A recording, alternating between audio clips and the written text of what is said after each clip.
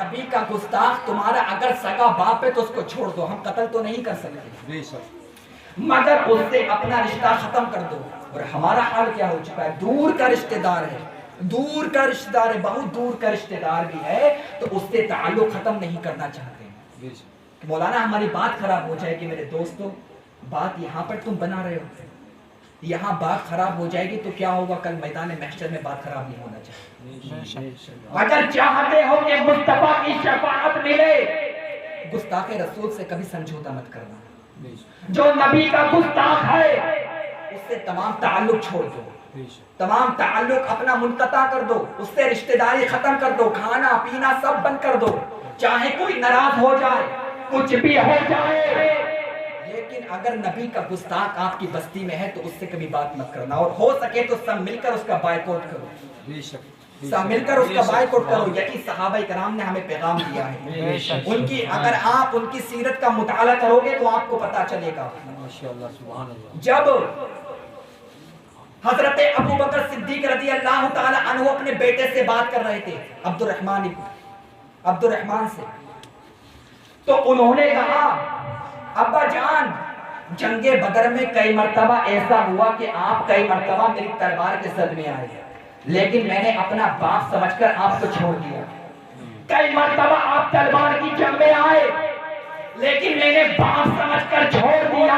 اب قربان جاؤ ابو بکر کی محبت پر، قربان جاؤ ابو بکر کے عشق پر۔ حضرت ابو بکر نے ارشاد فرمایا عبد الرحمن میرے بیٹے، تو نے مجھے اپنا باپ سمجھ کے چھوڑ دیا، لیکن اگر تو میری تلوار کے صدمے آ جاتا میں تجھے نہیں چھوڑتا بلکہ گستاخ رسول سمجھ کر تیری گردن کو کاٹ دیتا۔ یہ عشق ہے، یہ محبت ہے، یہ محبت کا پیغام دیا ہے، یہ عشق کا پیغام صحابہ نے دیا ہے۔ کوئی بھی ہو، سگا باپ ہو، سگا بھائی ہو، کوئی بھی ہو، اگر گستاخ رسول ہے تو اس سے اپنا رشتہ ناتا توڑ دو، اس سے ختم کر دو، محبت کرو سرکار سے، سچی محبت، سرکار سے سچا عشق کرو، کہ اگر سرکار کی محبت لگی ہے تو کچھ بھی نہیں ہے، اگر سرکار کی محبت ہے تو سب کچھ ہے۔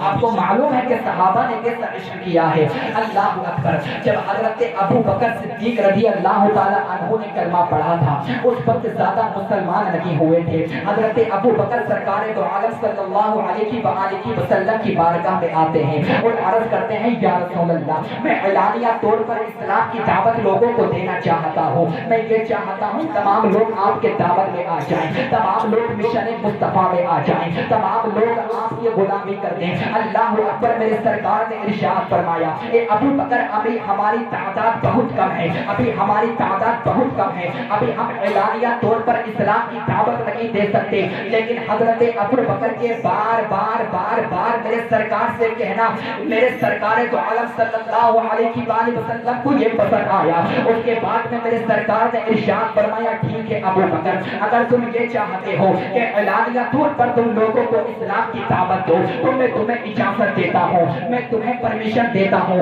حضرت ابو بکر صدیق مسجد حرام میں آ جاتے ہیں اور اعلانیہ طور پر اسلام کی دعوت دینا شروع کر دیتے ہیں۔ اللہ اکبر۔ کفار نے حملہ کیا اور حضرت ابو بکر کو خون سے لہو لہان کر دیا، حضرت ابو بکر کو زخمی کر دیا۔ اس کے بعد میں کفار ہنسنے لگے، کفار مذاق اڑانے لگے کہ ہم نے ابو بکر کو زخمی کر دیا ہے، ہم نے ابو بکر کو خون سے لہو لہان کر دیا ہے، اب ابو بکر مصطفیٰ کا نام نہیں لے گا، اب ابو بکر مصطفیٰ کو چھوڑ دے گا۔ لیکن ذرا توجہ کرنا، حضرت ابو بکر بے ہوش ہو گئے تھے۔ اس کے بعد میں جب حضرت ابو بکر کو ہوش آیا، ان کے رشتہ دار بھی موجود ہیں، ان کی ماں بھی موجود ہے۔ اگر سب سے پہلے ابو بکر نے کچھ پوچھا ہے تو سب سے پہلے یہ پوچھا بتاؤ میرے سرکار کہاں ہے، میرے سرکار کا پتہ بتا دو، آخر میرے سرکار کیسے ہیں۔ رشتہ دار موجود ہے اور ماں بھی موجود ہے، رشتہ دار پوچھ رہے ہیں ابو بکر تمہیں کیا ہوا، تمہاری طبیعت کیسی ہے۔ ابو بکر نے ارشاد فرمایا میری طبیعت کے بارے میں نہ پوچھو، میری حالت کے بارے میں نہ پوچھو، مجھے مصطفیٰ کے بارے میں بتا دو، جب تک میں مصطفیٰ کو دیکھ نہیں نہیں لوں گا، مجھے سکون نہیں ملے گا، مجھے اپنی پرواہ نہیں ہے، مجھے سرکار کا جلوہ دیکھنا ہے، مجھے سرکار کا چہرہ دیکھنا ہے۔ اللہ اکبر، ماں کہتی ہے بیٹا تو کچھ کھا لے، بیٹا تو کچھ پی لے۔ ابو بکر نے کہا جب تک سرکار کا جلوہ نہیں دیکھوں گا،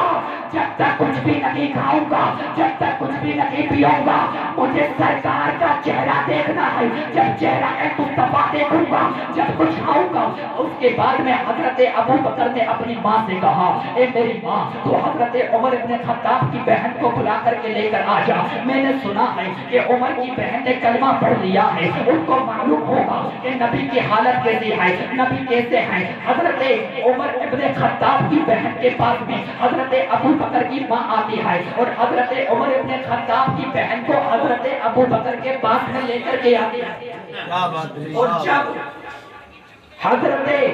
عمر ابن خطاب کی بہن آئی تو حضرت ابو بکر رضی اللہ تعالیٰ عنہ نے سب سے پہلے یہی جملہ پوچھا، بتاؤ میرے سرکار کیسے ہیں؟ اپنی پرواہ نہیں ہے، خون سے لہو لہان ہے، بے ہوشی کے عالم میں تھے، بے ہوشی سے اٹھے، سب سے پہلے پانی نہیں مانگا، سب سے پہلے کھانا نہیں مانگا، مصطفیٰ کا چہرہ دیکھنے کی ضد کر رہے ہیں۔ ایک مرتبہ مجھے سرکار کا چہرہ دکھا دو، مجھے سرکار کا جلوہ دیکھنا ہے، مجھے اپنی پرواہ نہیں ہے، مجھے مصطفیٰ سے پیار ہے، مجھے مصطفیٰ سے عشق ہے، مجھے مصطفیٰ کو دیکھنا ہے۔ اس کے بعد میں حضرت ابو بکر کی ماں حضرت ابو بکر کو لے کر سرکار کی بارگاہ میں لے کر کے جاتی ہے، اور جیسے ہی حضرت ابو بکر نے سرکار کا چہرہ دیکھا، آنکھوں میں آنسو آ گئے۔ جیسے ہی آنسو آئے، ابو بکر آگے بڑھے، مصطفیٰ آگے بڑھے، ابو بکر کو سینے سے لگانا اور کہا میرے عاشق آخر روتا کیوں ہے؟ ابو بکر نے کہا یا رسول اللہ، آنکھوں میں آنسو اس وجہ سے تھے، آپ کا دیدار نہیں ہوا تھا، اب آپ کا دیدار ہو گیا، اب ساری ٹینشن ختم ہو گئی۔ یہ ابو بکر کی سرکار سے محبت ہے۔ سرکار کا چہرہ دیکھنے کے بعد میں کچھ کھانا کھایا، کچھ پانی پیا۔ اسی کو شاعر کہتا ہے کہ بلبل کو پھول، بلبل کو پھول، پروانے کو چراغ، صدیق کے لیے ہے خدا کا رسول۔